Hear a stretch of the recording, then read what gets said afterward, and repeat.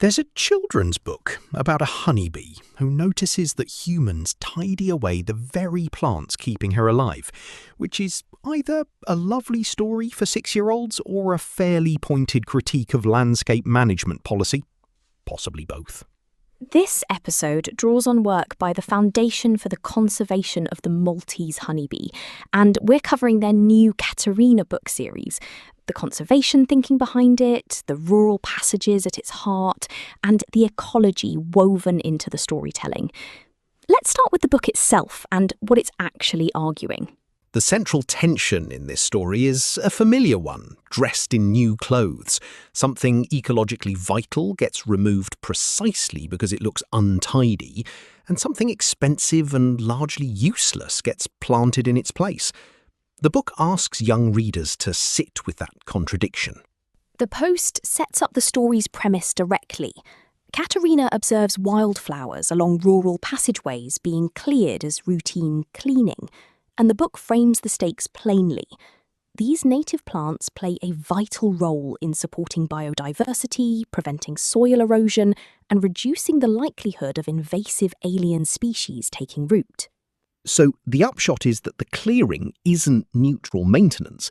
It's actively removing a functional ecological layer and replacing it with nothing, or worse, with ornamental plants that pollinators can't use. That comparison is where the book gets sharp. Roundabouts get expensive decorative planting that requires irrigation and ongoing cost, while rural passageways lose wildflowers that maintain themselves. The post describes it as a flawed perception, where value is associated with cost rather than ecological contribution.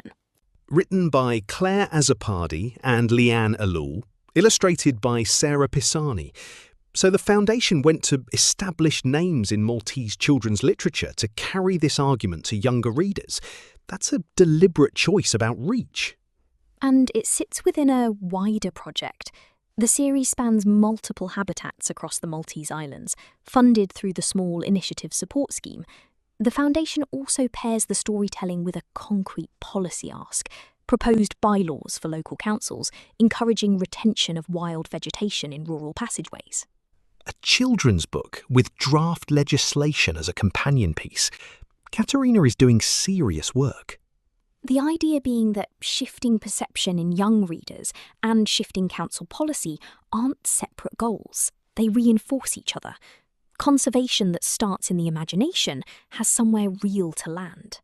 Rural passages, roundabout ornamentals, and a bee who notices the difference.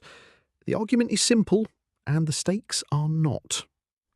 Next time, we'll see where Katerina goes next and which habitat she finds herself defending.